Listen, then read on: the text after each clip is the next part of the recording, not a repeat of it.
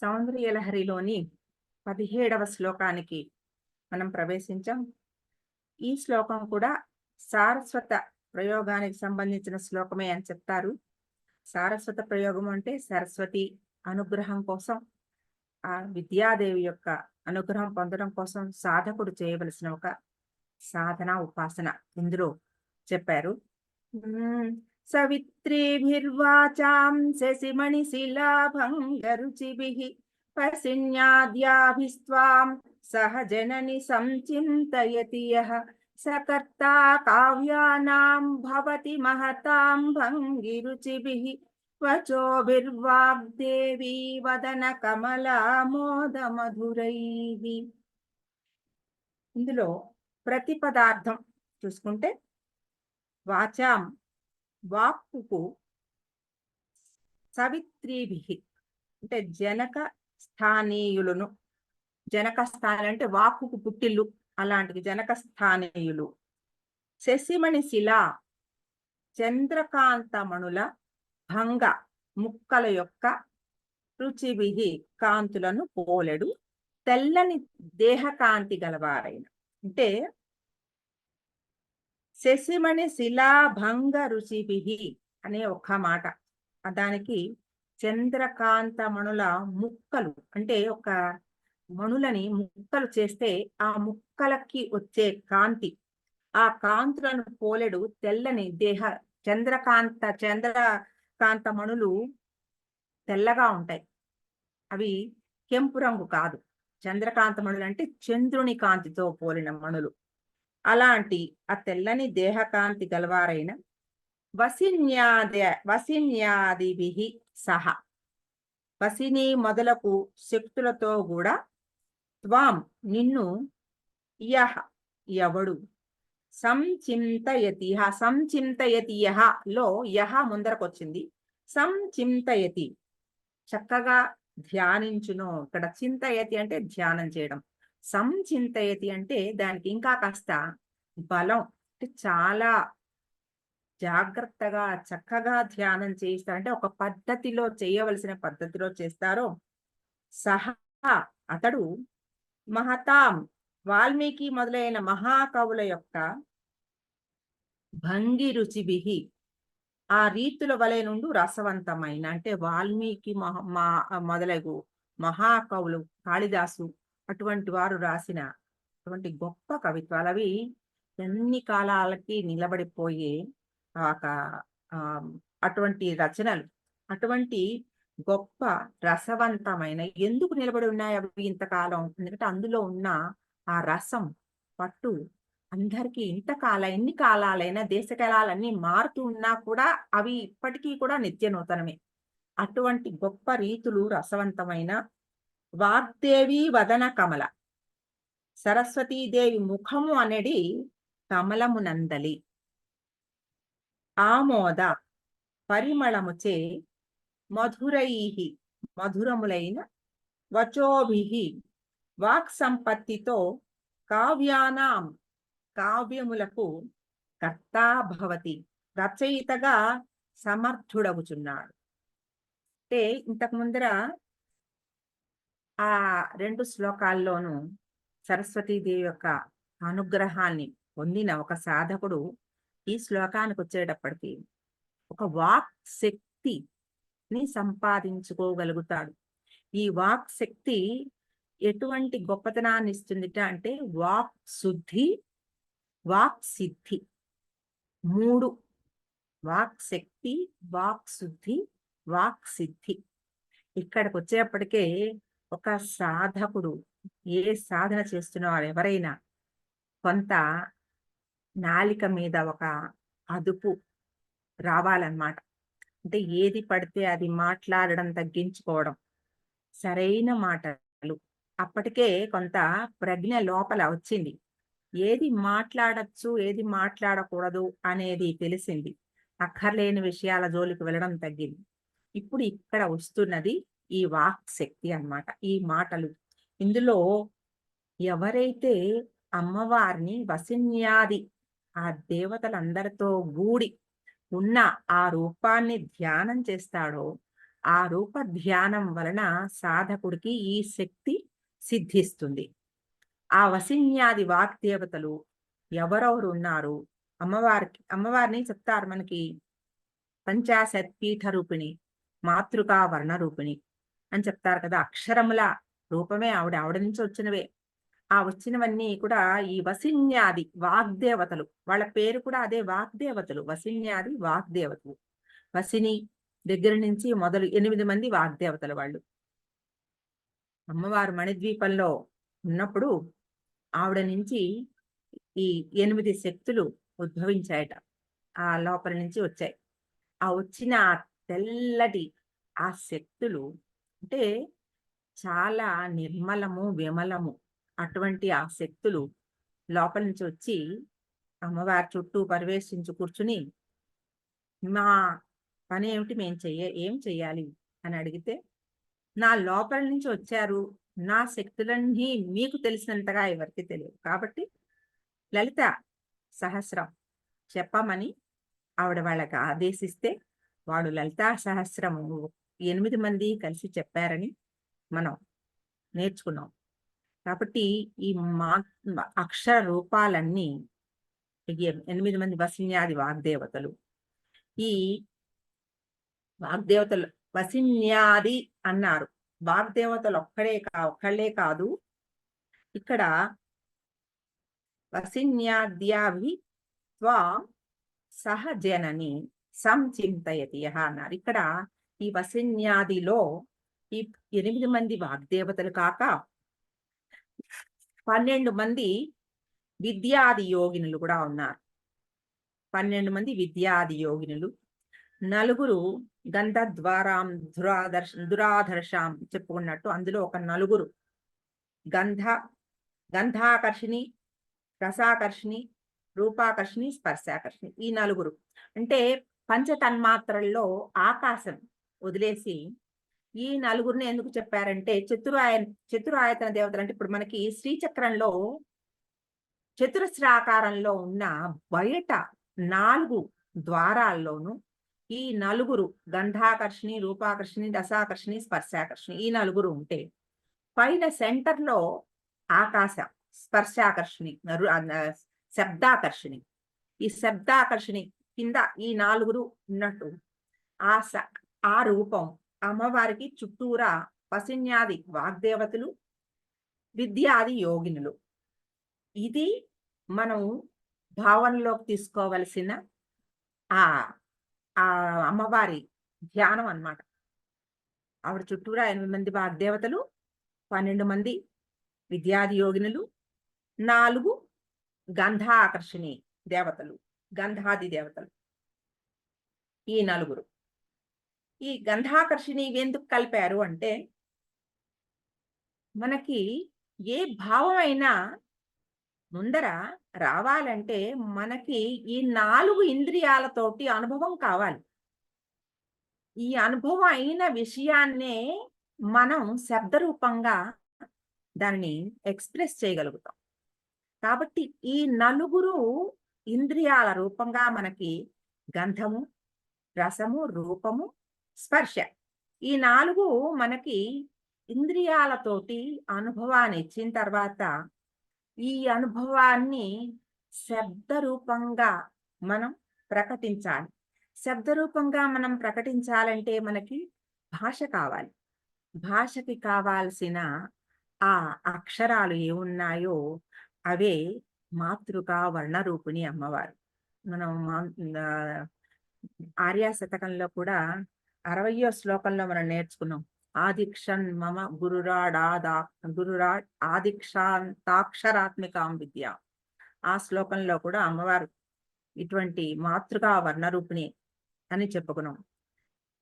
ఈ రూపంలో అమ్మవారి స్థూల రూపం శబ్దమైతే, సూక్ష్మ రూపం మన జ్ఞానం,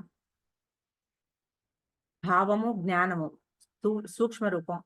దానికి స్థూల రూపమే భాష.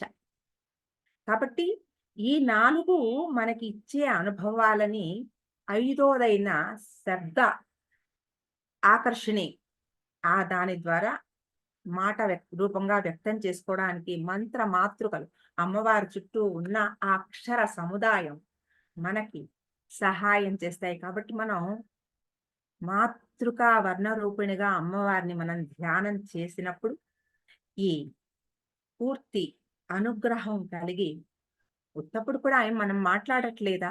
అమ్మవారు అనుగ్రహమే కావాలా మాట్లాడడానికి? ఏం మాట్లాడొచ్చు. అప్పుడు మాట్లాడే ఆ భాషకి, అమ్మవారి అనుగ్రహం పొంది మాట్లాడే భాషకి, అంటే భావ వ్యక్తీకరణకి చాలా తేడా ఉంటుంది కదా! మనలోనే ఇప్పుడు కొంత సాధన చెయ్యక ముందు, సాధన చేసిన తర్వాత ఒక చిన్నపాటి తేడా ఉంది కదా మాటలో.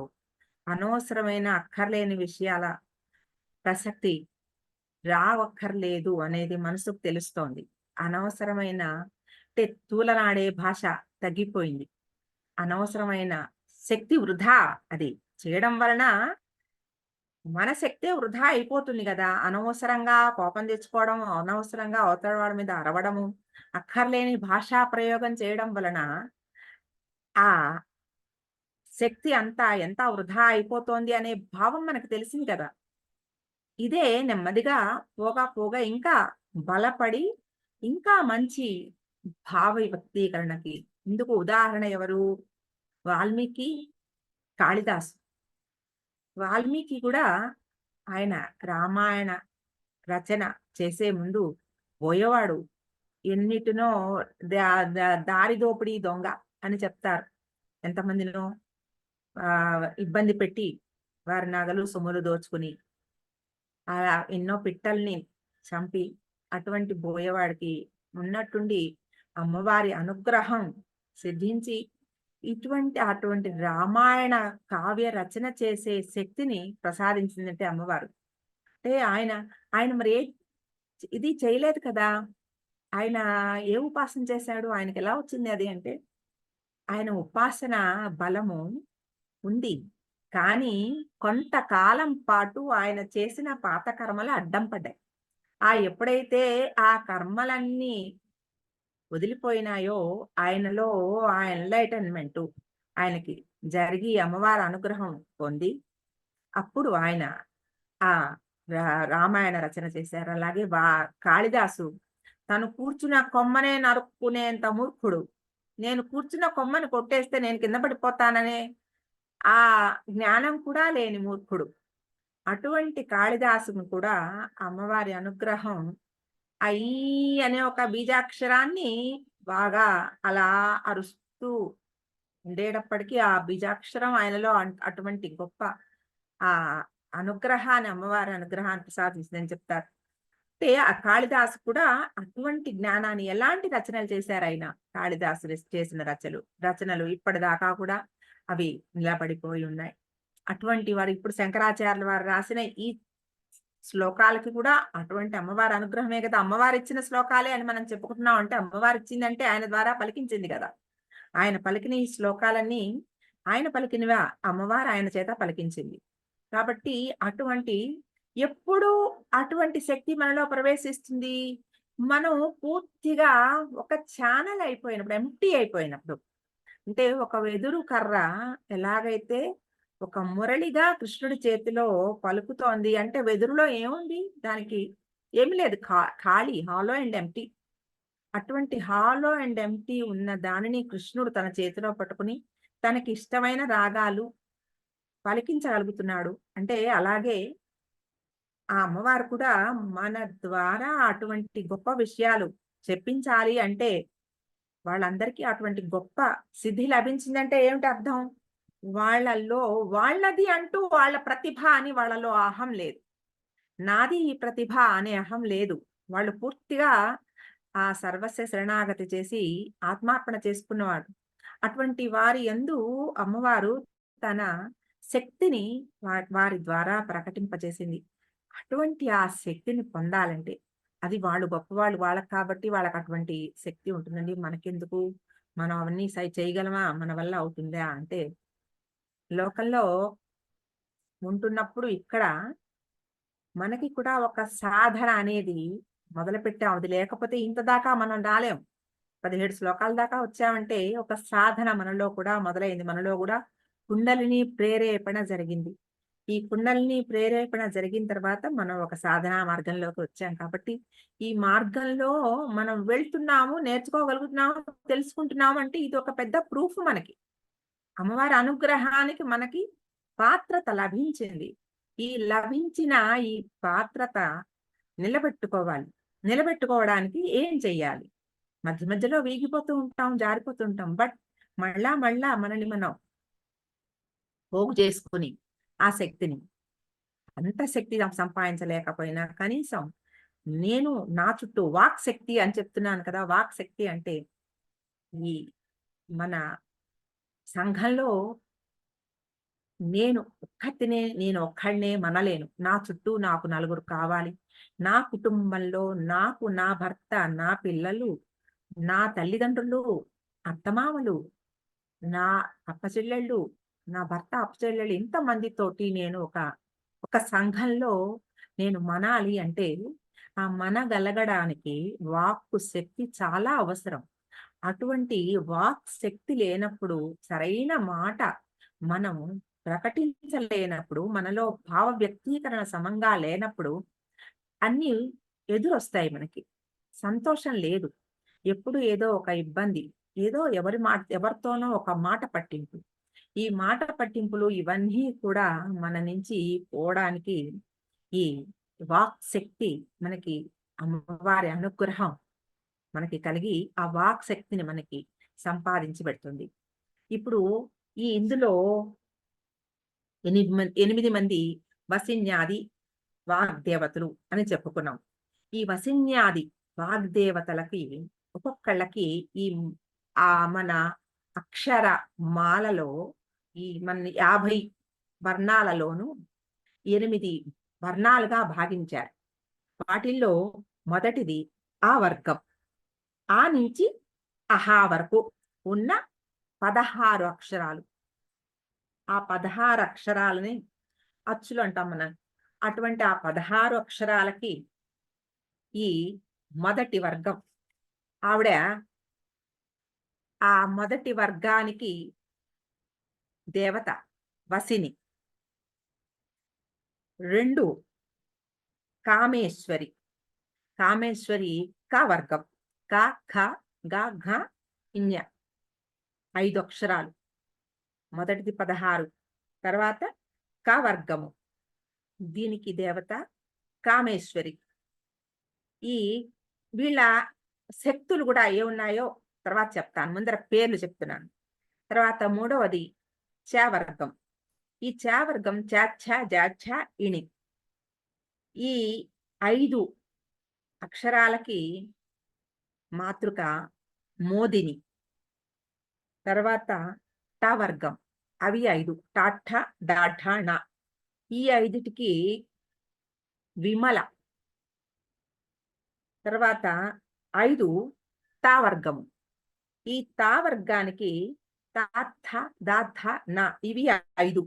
ఈ 5టికి అరుణ. తర్వాత 6 ప వర్గము. ప, ఫ, బ, భ, మ. ఇవి కూడా 5. ఈ 5టికి అమ్మవారు జయిని. 6. 7 యా వర్గము. యా వర్గము యా, రా, లావ 4. ఈ 4టికి సర్వేశ్వరి. ఇప్పటికి 7 అయిపోయాయి. 8 శ వర్గము. స, ష, స, హ, క్ష. ఇవి ఇప్పుడు మీరు టోటల్ చేసుకుంటే మొత్తం 50 వస్తాయి. ఈ దేవత సర్వేశ్వరి. 8 మంది దేవతలు. ఈ 8 మంది దేవతలు ఇప్పుడు వసిని. ఈ వసిని దేవత అసాధ్యమైన వాటిని సుసాధ్యం చేయగలిగిన శక్తిని ప్రసాదించేది. అంటే ఒక్క మాట ఒక్కొక్కసారి చాలా తేలికగా ఎంతో టఫ్ అవుతుందేమో, చెయ్యలేమేమో అనుకున్న ఒక విషయము ఒక్క మాటతోటి క్లియర్ అయిపోతుంది. అదే ఒక్క మాటతో మొత్తం జటిలం కూడా అయిపోతుంది సమస్య. కాబట్టి ఆ సుసాధ్యం చేయగలిగిన శక్తి, అటువంటి మాటని ప్రసాదించగలిగిన శక్తి ఈ వసినిదేవి. అంటే మాట ప్రకారం అంటే వసులను చేసుకోగలుగుతాం. అవతల వాళ్ళు మాట్లాడేటప్పుడు ఒక తీయటి మాట తీరు, మన ఎక్స్‌ప్రెషను, ఆ విధానంలో అవతల వాళ్ళని ఆకట్టుకోగలిగిన శక్తి. ఆకట్టుకున్నప్పుడు మనం ఏది చెప్పినా వాళ్ళకి బావుంటుంది. అది ముందర అవతల వాళ్ళంటే మనకి చిరాకుగా ఉందనుకోండి, మన మన మనమంటే కూడా వాళ్ళకి అలాగే ఉంటది. ఇట్స్ ఆల్ ఏ మిర్రర్ రిఫ్లెక్షనే అంతే. అవతల వాళ్ళకి నేను ఇష్టం లేదు అని మనం భావిస్తున్నాం అంటే, మనకి కూడా వాళ్ళంటే ఇష్టం లేదని అర్థం. కాబట్టి ఇది మిర్రర్ ఇమేజే అది. ఈ వసినీ దేవిది ఆవిడ మనకి అసాధ్యమైన వాటిని సుసాధ్యం చేయగలిగిన ఆ మాట తీరుని ప్రసాదించేది. 2 కామేశ్వరి. కామ, ఈశ్వరి అంటే ఏది కోరుకుంటే అది పొందగలిగే శక్తి కామేశ్వరి. అంటే ఏది కోరుకుంటే అది అంటే ఈ స్థాయికొచ్చిన సాధకుడు సంకల్పము, సుసంకల్పం ఉంటుంది. అందరికీ పనికొచ్చే విధానంగా సంకల్పం చేయగలిగిన ప్రతిభ ఉన్న వాళ్ళకి. అంతే తప్ప నేను నా చిన్న పొట్ట శ్రీరామ రక్ష అనుకునే ఆ లక్షణం ఉన్న వాళ్ళకి కాదు. ఇవి సుసంకల్పాలు కలిగి, ఆ సుసంకల్పాలని పొందగలిగే, సుసాధ్యం చేయగలిగే ఆ అనుగ్రహ ప్రదాత. ఆవిడ కామేశ్వరి. 3 మోదిని. ఈ మోదిని షవర్గం ఆవిడది. మనం చేసే పనులు మోదిని అంటే ఆమోదం. మనం చేసే పనులు మనకి ఇతరులకి కూడా ఆమోదాన్ని కలిగించేట్టుగా చేసే శక్తి ఆవిడ ప్రసాదిస్తుంది. కొన్ని పనులు నాకిష్టం నేను చేసుకుంటాను. అంతే. నేను చేసేసానంతే. ఇంకా అవతల వాళ్ళకి ఇష్టం ఉన్నా లేకపోయినా ఇక మీ తిప్పలు మీవి అనేది కాదు. చేసే పనిలో నే నాకే కాదు నా చుట్టూ ఉన్న వాళ్ళందరికీ కూడా ఒక మంచి అనుభవాన్ని ఇవ్వాలి. ఆమోదాన్ని కలిగించాలి. నాతో పాటు అందరూ సంతోషించాలి. అంటే ఒక సంఘబలం. అది అన్నమాట. మోదిని. తర్వాత విమల. ఇవన్నీ మీరు పేర్లనే ఒక్కసారి కొంచెం వాటిల్ని అనలైజ్ చేసుకుంటే ఆ మాటల్లోనే మనకు కొంత అర్థమైపోతుంది. విమల చిత్తశుద్ధిని కలిగించే మంత్రాలు. ఈ అధిదేవత విమల.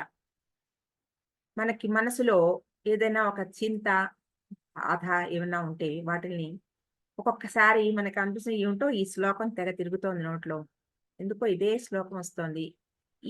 నా అమ్మవారి నామం చాలా తలపుకొస్తోంది. అంటే ఆ సమయానికి మనకి అమ్మవారు ప్రసాదించినదే అది ఒక మంత్రమే.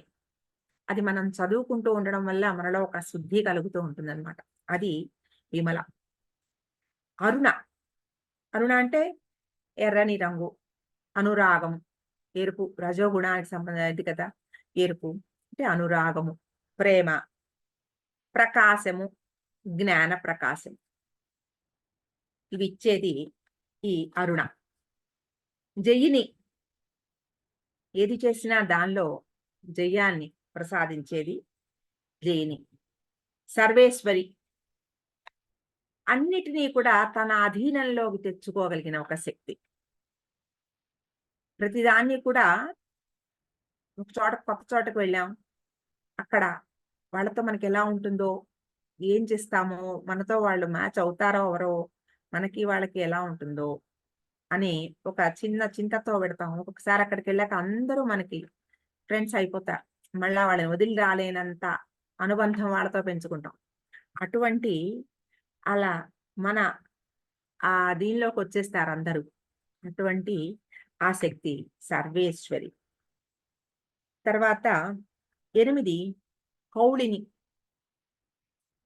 ఈ కౌళిని ఎనిమిదోది ఇందాక చెప్పలేదు కదా! నేను 7 చెప్పాను. 8 సేవర్గానికి కౌళిని. ఈ కౌళిని మనలో కుండలిని శక్తిని జాగృతం చేసి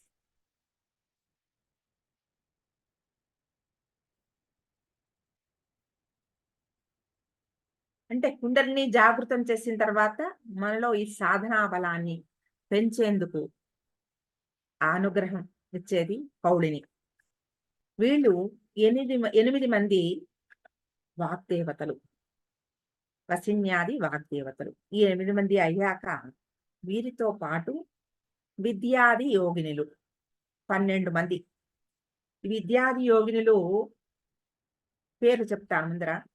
విద్యాయోగిని, రేచికాయోగిని, మోచికాయోగిని, అమృతాయోగిని, దీపికాయోగిని, జ్ఞానయోగిని, ఆప్యాయని యోగిని, వ్యాపిని యోగిని, మేధాయోగిని, వ్యోమరూపాయోగిని, సిద్ధరూపాయోగిని, లక్ష్మీ యోగిని. అంటే వాక్కుకు ఉండవలసిన 12 శక్తులు ఇవి, యోగ శక్తులు. అంటే యోగము అంటే ఏమిటి? అది కలవడం. యోగం అంటే ఏమిటి? దేంతో అయినా అది మనం కలవడం.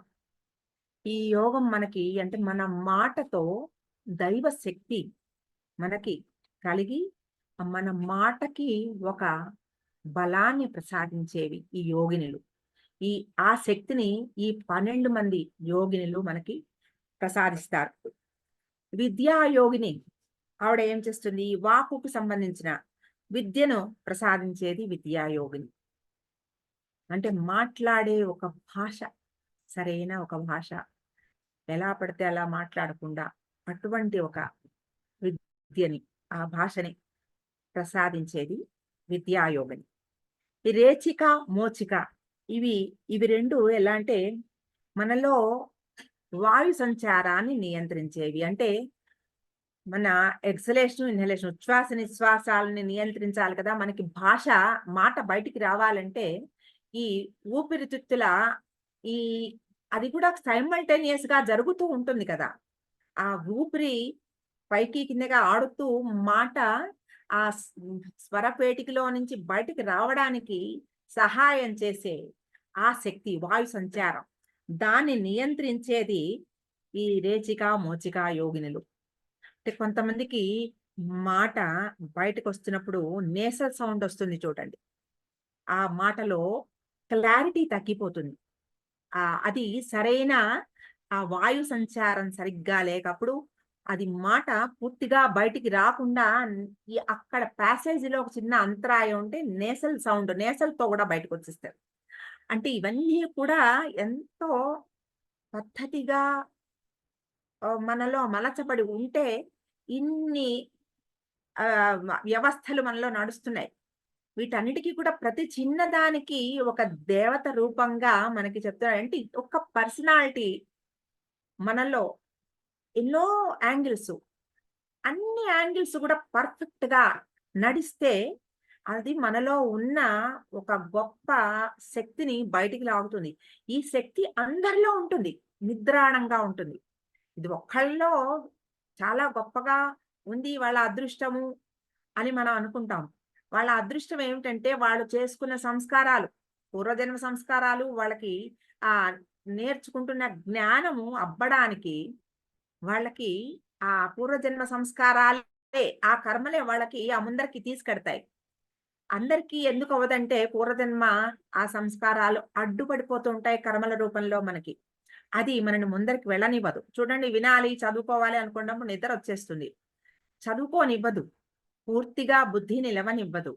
అంటే పూర్తి బుద్ధి కుశలత, ఆ ధీశక్తి పూర్తిగా దాని మీద పెట్టగలిగితే చెప్పిన ప్రతి మాట మనము ఆకలింపు చేసుకోగలుగుతాం.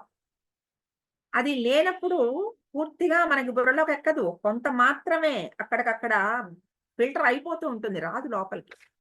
అటువంటి ఆ శక్తులు మనకెందుకు అబ్బట్లా? అందరికీ ఉంటుంది కదా. అందరికీ ఇటువంటి శక్తులు ఉంటాయంటే మన పూర్వకర్మ అనుభవాలు మనని ముందరికి వెళ్ళనీయకుండా ఆ అడ్డం పడిపోతూ ఉంటాయి. ఆ జ్ఞాన ప్రవేశం చేయనివ్వవు. ఆ మార్గంలోకి వెళ్ళనివ్వవు. ఆపేస్తూ ఉంటాయి. రిటార్డేషన్ అంటే బరువులు పట్టుకుని మనం ముందరికి స్పీడ్‌గా పరిగెత్తాలంటే ఎలా పరిగెత్తలేమో, ఆ పూర్వజన్మ కర్మ సంబంధమైన అవన్నీ కూడా మనకి బరువులుగా వెనక్కి లాగేస్తూ ఉంటాయి ముందరకు వెళ్ళనీయకుండా. అటువంటి ఈ శక్తులు, యోగిని శక్తులు మనకి యోగించాలి అంటే అమ్మవారి అనుగ్రహం పూర్తిగా మనకి ఉండాలి. ఈ రేచిక మోచిక యోగినులు అంటే రేచక పూరక కుంభక అంటాం కదా మామూలుగా మన ఆ, ప్రాణాయామంలో కూడా ఆ ప్రక్రియలో అటువంటివి ఈ రేచిక మోచిక. ఈ ఎంత జ్ఞానం ఉన్నా కూడా మాట మాట్లాడడానికి శ్వాస అవరోధం కాకూడదు. చూడండి ఆయాసం వచ్చేస్తూ ఉంటుంది మాట్లాడాలంటే. మ ఆ ఆయాసం ఆపేస్తూ, అడ్డుపడిపోతూ చెప్పాలనుకున్న విషయాలని చెప్పనీయకుండా ఉంటుంది. అది ఈ రేచిక, మోచిక యోగినులు వాళ్ళ అనుగ్రహం ఉంటే అటువంటి ఇబ్బంది ఉండదు. 4 అమృతాయోగిని. ఈ అమృతాయోగిని మాటల్లో వ్యక్తపరచగలిగే ఆనందం. ఈ ఆనందం ఏంటంటే అవతల వాళ్ళకి కూడా నాకిష్టమయ్యి నేను మాట్లాడే మాట అవతల వాళ్ళకి కష్టంగా, ఇబ్బందిగా ఉండొచ్చు. కానీ నేను మాట్లాడే నాకిష్టమైన మాట అవతల వాళ్ళకి గూడా ఆనందాన్ని పంచగలిగిన ఆ శక్తిని ప్రసాదించేది అమృతాయోగిని. దీపికాయోగిని స్ఫురణ. మాటల్లో స్ఫురణ అంటే చెప్పాలి అనుకున్న అన్ని విషయాలు కూడా ఆ స్ఫురణకి రావాలి చెప్తున్నప్పుడు. అర్రే! ఈ పాయింట్ మర్చిపోయాను. పరీక్షలు రాస్తుంటే పిల్లలు అంటారు ఒక్కొక్కసారి, "అయ్యో! నాకది గుర్తు రాలేదు. ఎంత చదువుకొని వెళ్ళానో ఆ ఒక్క పాయింట్ మర్చిపోయాను." అంటే ఆ స్ఫురణ ఆ టైంలో ఆహ్, అది రావాలి కదా! అది స్ఫురణ. తర్వాత దీపికా యోగిని స్ఫురణ. దీపికా యోగినికి. తర్వాత జ్ఞానయోగిని. జ్ఞానయోగిని జ్ఞానప్రదాత. మాటల్లో జ్ఞానం. అక్కర్లేని చెత్త మాట్లాడకుండా జ్ఞానవంతంగా మాట్లాడగలిగిన ఒక శక్తిని కొంచెం చిన్నగా కొంచెం సేపు మాట్లాడినా అందులో ఎక్కువ విషయాన్ని చెప్పగలిగిన ఆ జ్ఞానం. ఆ జ్ఞానయోగిని. 7 ఆప్యాయని యోగిని. మాటల ద్వారా ఆప్యాయతను వ్యక్తపరచడం. అంటే అవతల వాళ్ళ పట్ల మన అభిమానాన్ని ఒక్కొక్కసారి మనం నేను చెప్పలేకపోతున్నాను. నాకు మీరంటే ఎంత ఇష్టమో అంటుంటే ఎక్స్‌ప్రెషను ఆ మాటల ద్వారా వ్యక్తపరచగలిగిన ఒక శక్తి. ఆప్యాయని యోగిని. వ్యాపిని యోగిని. చెప్పిన ఏ విషయమైనా అన్ని చోట్లకి వ్యాపించడం. మంచి విషయం అంటే ఇప్పుడు చెడు విషయమైనా కూడా చెడు విషయం ఎక్కువగా వ్యాపిస్తుందసలు. కానీ ఈ వ్యాపిని యోగిని ఏమిటంటే మంచి మాట అన్ని చోట్లకి వ్యాపించడం, అది చెల్లుబాటవ్వడం. మంచి విషయం. కాబట్టి అది అందరూ కూడా పాటించేట్టుగా ఉండే ఒక విషయం. తర్వాత 9 మేధాయోగిని. మాటలయందు వ్యక్తమయ్యే మేధస్సు. అంటే వాళ్ళు మాట్లాడే ప్రతి మాట కూడా చాలా క్లియర్‌గా, స్ట్రెయిట్ ఫార్వర్డ్‌గా, చక్కగా అర్థమైపోయేట్టుగా అరటిపండు ఒలిచి చేతిలో పెట్టినట్టు చెప్పారని. అంటే ఆ విషయాన్ని సరిగ్గా క్లియర్‌గా చెప్పగలిగిన శక్తి. 10 వ్యోమరూపాయోగిని. శబ్దగుణక శక్తి. అంటే శబ్దాన్ని స్వరపేటిక ద్వారా సరిగ్గా వ్యక్తపరచగలిగిన ఒక శక్తి ఇది. తర్వాత ఇది వ్యోమరూపాయోగినిను మీకు ఈ రేచిక, మోచిక కూడా కొంచెం సంబంధం ఉంది మీకు. తర్వాత సిద్ధరూపాయోగిని. వాక్కుకు ఉండే సిద్ధి. వాక్ సిద్ధి. అంటే చెప్పిన విషయం దానికి ఉండే ఒక సిద్ధి. గురువులంటారు ఎప్పుడైనా మనం వెళ్ళినప్పుడు, మీకిది జరుగుతుంది అన్నప్పుడు అది మనకి అది జరుగుతుంది. అంటే వాళ్ళ మాటల్లో ఉండే ఒక సిద్ధి. అది. తర్వాత 12 లక్ష్మీ యోగిని. అంటే చెప్పే మాటకి శోభ. దానికొక ఐశ్వర్య ప్రాప్తి కలగాలన్నమాట. అంటే ఐశ్వర్యం అంటే ఏమిటి? దాని ధనం కాదు. ఐశ్వర్యము అంటే దానికి ఒక లక్ష్మీ ప్రదం. మనం ఏది చెప్పినా కూడా ఆ మాట లక్ష్మీ ప్రదం అవ్వాలన్నమాట. అది లక్ష్మీ యోగిని. వాక్కుకుండాల్సిన 12 యోగాలు ఇవి. అంటే ఎవరైనా ఒక అంటే గొప్పవాళ్ళు మాట్లాడుతూ ఉంటారు అంటే అటువంటి వాళ్ళు మాట్లాడే వాళ్ళ మాటలకి ఈ 12 శక్తులు, 8 వశిన్యాది వాగ్దేవతల అనుగ్రహం ఇవన్నీ కూడా వాళ్ళకి కలిసి ఉండి, కూడి ఉండి వారి చేత మాట్లాడించే ఆ వాక్కులు ఎంతో గొప్పతనాన్ని కొంత ఇప్పుడు మనం నేర్చుకున్న ఈ సౌందర్యలహరి శ్లోకాల్లాగా గొప్ప గొప్ప కావ్యాల్లాగా, మూక పంచతిలాగా ఇలా వాళ్ళ నోటి నుంచి వచ్చిన ఆ కవిత పటిమకి అంత శక్తి ఉంది. అట్లాగా ఈ ఈ 12, 8, 20 అయిపోయి ఇక 4 గంధ, రస, రూప, స్పర్శ. ఈ 4 కూడా మన ఇంద్రియాలు. ఈ ఇంద్రియ గంధం అంటే వాసన. తర్వాత రసం నాలుకకి రుచి. రూపము అంటే కంటికి.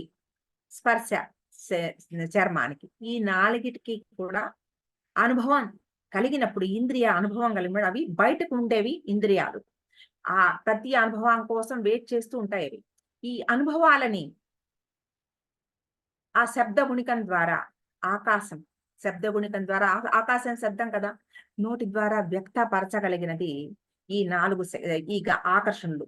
ఇప్పుడు ఈ ఆకర్షణ అని చెప్పారు. ఇది ఎందుకు చెప్పారు? గంధాకర్షణి, రూపాకర్షణి, రసాకర్షణి, స్పర్శాకర్షణి. అక్కడ ఒక మంచి సువాసన వస్తోంది. ఆ వాసన ఆఘ్రాణించగలిగిన శక్తి నా ముక్కుకు ఉండాలి. అది నాలో ఉండే గంధాకర్షణ శక్తి. రసాన్ని ఆస్వాదించగలిగిన ఆ రుచి గలిగిన శక్తి నా నాలికకు ఉండాలి. రసాకర్షణ. ఇటువంటి ఈ శక్తులని ఈ నాలుగిటిని కూడా అవి నాకు వచ్చినప్పుడు కదా నేను వాటిని అనుభవంలో నేను ఎక్స్‌ప్రెస్ చేయగలుగుతాను. కాబట్టి ఈ 4 ఆ 4 దేవతలు, నలుగురు దేవతలు మనకి ప్రసాదించిన ఈ ఇంద్రియాలు. ఈ ఇంద్రియాల ద్వారా మనం అనుభవించిన ఆ అనుభవాలని శబ్దం ద్వారా బయటకి వ్యక్తపరచగలిగినది ఈ శక్తి. ఇందులో స కర్త కావ్యానాం భవతి మహతాం భంగి రుచిభిః వచోభిః వాగ్దేవీ వదన కమల ఆమోద మధురైః. కమల ఆమోద మధురైః అంటే కర్పూర వీటికామోద సమాకర్ష దిగంతర అని చెప్పారు కదా! అంటే నోటిలో అమ్మవారు వేసుకున్న ఆ నోట్లో వేసుకున్న తాంబూలము, ఆ కర్పూర ఆ సువాసనలు, ఆ తాంబూలంలో వేసుకున్న ఆ సువాసన ద్రవ్యాల వల్ల 4 దిక్కులకి కూడా అటువంటి ఆ వాసనలు పరిమళిస్తున్న ఆ పరిమళాలు వెదజల్లబడుతున్నాయి. అంటే మాటకి ఉన్న ఆ తాంబూల చెరవడం ద్వారా తర్వాత ఆవిడ మాట్లాడిన పలుకులకి అన్నారు. అంటే ఎవరైనా ఏ సాధకుడికైనా ఆ మాటలలో అంటే తన ఒక ఒక మాటకి 4 దిక్కులకి అది వ్యాపించి పరిమళాలని వెదజల్లి ఒక కీర్తి ప్రతిష్టల్ని తేగలిగిన ఒక శక్తిని ప్రసాదించేది ఈ శ్లోకం. ఈ శక్తి వాక్ శక్తి అని చెప్పుకున్నాం గదా! అటువంటి తెల్లటి ఆ శక్తి శశిమణి శిలాభంగ రుచిభిః అన్నారు. ఈ మణిని పగలగొట్టినప్పుడు ఒక మణిగా కన్నా కూడా పగిలిన ముక్కలకి వెలుగు చాలా ఎక్కువుంటుందిట. ఒక స్ఫటికాన్ని కూడా ఆ స్ఫటికంగా కన్నా పగలగొట్టినప్పుడు ఆ ముక్కల్లో ఇంకా ఎక్కువ మెరుపులొస్తాయట.